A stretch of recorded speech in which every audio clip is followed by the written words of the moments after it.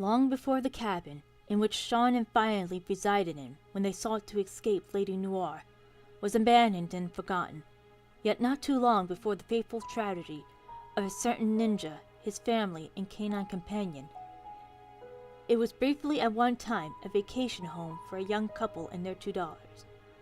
Though it was used for a business trip and the elders would remain home to be with friends, the youngest, Ashley, saw the cabin as a chance for new adventures beyond the books she enjoyed to read. Thus, when her parents left to begin taking care of some business in a nearby village on the first day of their vacation, expecting their daughter to stay in the cabin and read as usual, Ashley went to explore the forest close to the cabin instead, bringing some cookies with her to snack on. For a while, she simply wandered through the forest, not realizing she was becoming lost.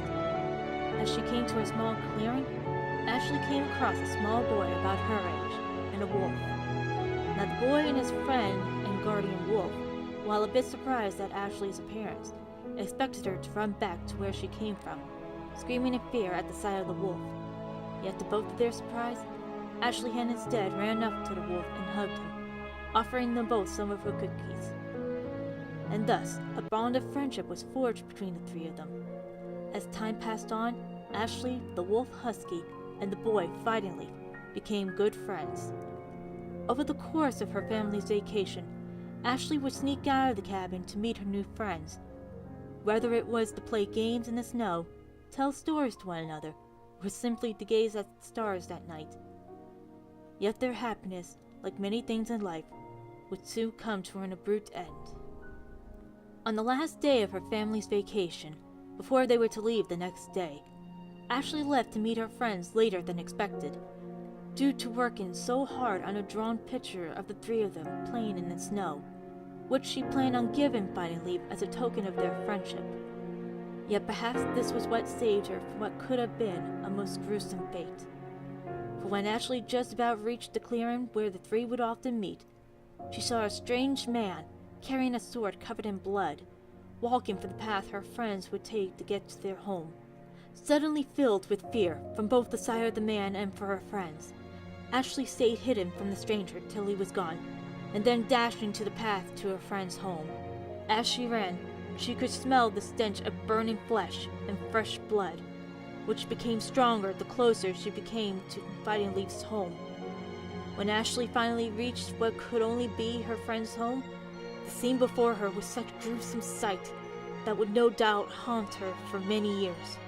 For just a few feet before her lay the body of Husky the Wolf, his head severed and missing. Just a few miles from the body, a small wooden house, which could only be Fighting Leaf's home, was burning to the point of nothingness. And there, just a few steps away from said building, was her friend, Fighting Leaf, with the head of Husky the Wolf, obviously alive, occupying where his left hand was. At the sight of her friend, Ashley was filled with such relief and worry that she immediately rushed to the boy's side, seeing if he was hurt.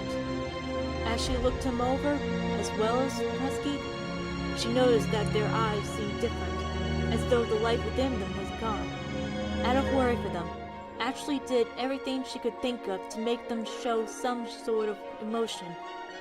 Yet no matter what she tried, nothing changed. When she finally realized that her friends would not respond to such acts, Ashley finally asked what happened. For a while, they were silent.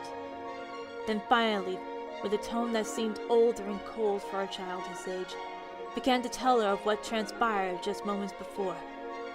When he finished his tale of how his father murdered his family and severed Husky's head, Ashley was so shocked that she could not help but think, how could a father with more love in his life than most people could hope to gain in a lifetime could do such an evil act?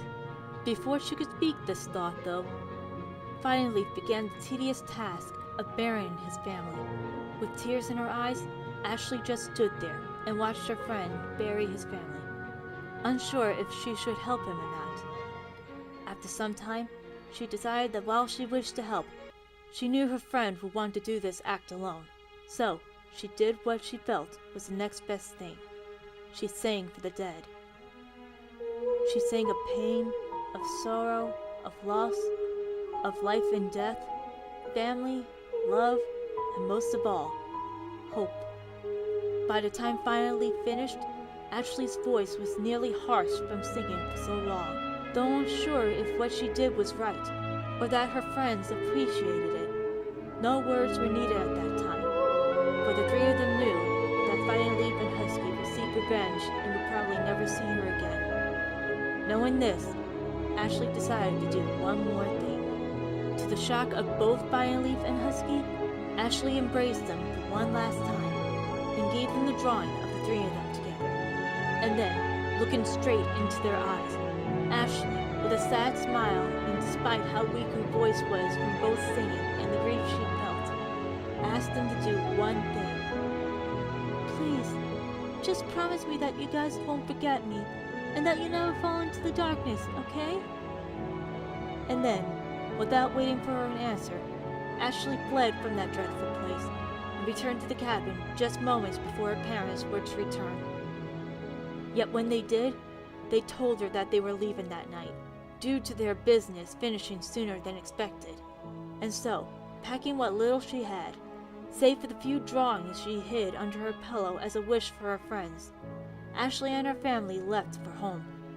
Yet as they drove away from the snowy mountains, Ashley could only wonder if her friends would keep their promise and if they would ever meet again.